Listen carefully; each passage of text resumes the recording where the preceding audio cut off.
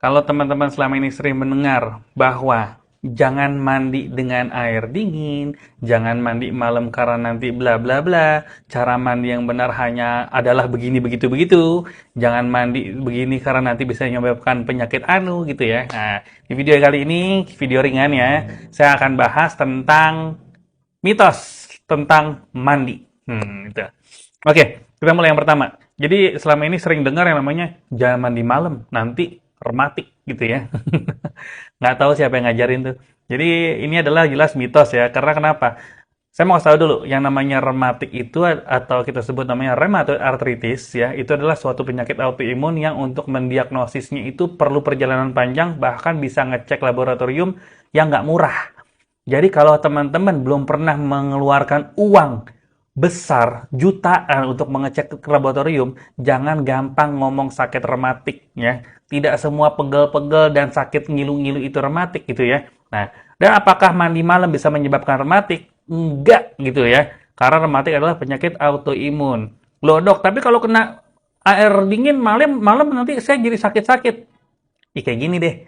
Kalau misalnya kalian berendam di air laut, biasa aja kan? Oke, nggak masalah, biasa aja. Tapi kalau kalian ada luka, tapi kena air laut, perih nggak? Nah itu, ya. Jadi lukanya ada dulu, baru kena air laut, jadi perih. Bukan air laut bikin perih. Sama, mandi malam tidak menyebabkan rematik atau nyeri atau ngilu sendi. Ya. Tapi apabila kalian sudah memiliki penyakit nyeri sendi atau memang yang kita sebut salah satu adalah rematik, rasa dingin bisa mencetuskan rasa sakit tersebut, bukan si air dingin menyebabkan rematik. Itu ya, itu yang pertama. Jadi mandi malam menyebabkan rematik itu adalah kebohongan. Kemudian yang kedua, boleh nggak habis mandi, boleh nggak habis olahraga langsung mandi? Katanya ntar panuan. Saya bukan dokter kulit emang ya, tapi gini loh, yang namanya panu itu kan adalah jamur. Jamur tumbuh di kulit yang tidak bersih dan memang lembab. Kalau memangnya kita habis olahraga keringetan dan kita ngekep badan kita, justru itu lembab. Jadi ketika kita habis olahraga, langsung mandi, ya boleh. Ya, tapi ambil anduk dulu, ambil buka baju dulu gitu ya. Jadi nggak ada masalah mandi setelah olahraga. Kalau bikin panu apa segala macam, nggak ada hubungannya. Terus ada yang bilang juga, kalau mandi habis olahraga bisa menyebabkan paru-paru basah. Aduh, paru-paru basah itu sebenarnya istilah untuk radang paru-paru atau pneumonia ya, yang menyebabkan paru-parunya bisa terendam karena sebut namanya efusi pleura atau ada edema, ada pembengkakan ya, ini terjadi karena infeksi gitu loh. Jadi bukan kita mandi terus airnya ngerembes masuk ke paru ya, nggak gitu loh. Ya kan, termasuk kalau ada yang beranggapan bahwa oh kalau naik motor nggak pakai jaket paru-paru basah, nggak begitu ya. Karena manusia adalah ciptaan Allah yang paling sempurna. Kok ringkih amat, nggak gitu ya. Jadi itu adalah mitos, itu tidak benar sama sekali. Jadi silahkan mandi setelah olahraga. Kemudian, nah ini yang agak sering juga nih dan saya miris nih.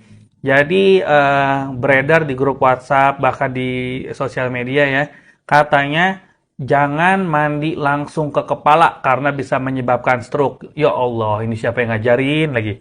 Katanya mandi mulai dari kaki, dari perut, dari lutut, dari tangan. Ini kapan kelar mandinya gitu ya? Nggak ada, nggak berdasar sama sekali. Kalau ada yang beranggapan bahwa ini adalah cara mandi yang diajarkan Rasulullah, saya nggak bisa jawab karena saya bukan pakar agama. Tapi setahu saya hadisnya bukan seperti itu. Hadisnya adalah cara melakukan mandi wajib atau mandi besar, ya. Dan bahkan Rasulullah sendiri menggunakan air lalu dioleskan ke rambut, ke kepala, ya. Bukan dari kaki dulu. Jadi gimana nih? Saya nggak ngerti nih. Tapi prinsipnya yang menyebabkan stroke bukan urusan mandi, cuma faktor resiko yang saya udah banyak bikin videonya tuh. Entah mungkin karena hipertensi, karena diabetes, karena bla bla bla, kolesterol, karena macam-macam ya, kekentalan darah dan lain-lain. Jadi bukan gara-gara mandi ya.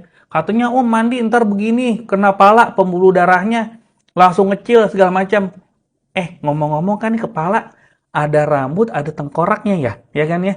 Kecuali kalian tidak bertengkorak, kena air langsung ngisut. Ya enggak, pembuluh darah yang di tengkorak nih ada, ini logika ya.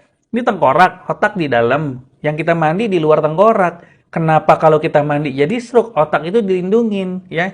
Artinya gini loh, jangan menganggap kita itu seringkih itu gitu loh. Allah menciptakan manusia dalam bentuk yang sesempurna mungkin dan semua sudah diatur mekanismenya gitu. Jadi nggak seringkih itu, kena angin, paru-paru basah, kena air stroke, ya nggak gitu ya. Jadi ini adalah mitos. Jadi tolong jangan apa ya dikit-dikit mandi disalahin, katanya harus mandi air dingin ntar begini gitu loh. Jadi nggak ada masalah. Kalau mandi mandi aja. Yang penting di kamar mandi jangan lama-lama gitu ya. Nah, itu. Terus di kamar mandi sebelum masuk ya berdoa. Nah, itu yang paling penting untuk menghindari dari hal-hal yang tidak diinginkan. Jadi nggak ada urusan mandi sama stroke ya, mandi sama apa segala macam nggak masalah. Bahkan ada yang bilang kalau orang kena cacar jangan mandi. Ini juga salah. Boleh mandi, karena kenapa? Kalau tidak mandi, malah akan terjadi, ini kan kulit kita kan terpapar udara ya, terus ada namanya flora normal ya, ada bakteri baik ya, yang bakteri ini akan berkhianat ya ketika kondisinya memungkinkan. Malah nanti jadi infeksi kulit, jadi mandi itu loh. Kenapa sih mandi ini adalah suatu hal yang bersuci, yang bersih kok dihambat-hambat. Jadi tidak ada hubungan mandi dengan penyakit, oke? Kalau memang sudah ada penyakit, rasa dingin memang mencetuskan, tapi bukan gara-gara mandi menyebabkan penyakit tersebut. Oke, mudah-mudahan tercerahkan ya. Assalamualaikum warahmatullahi wabarakatuh.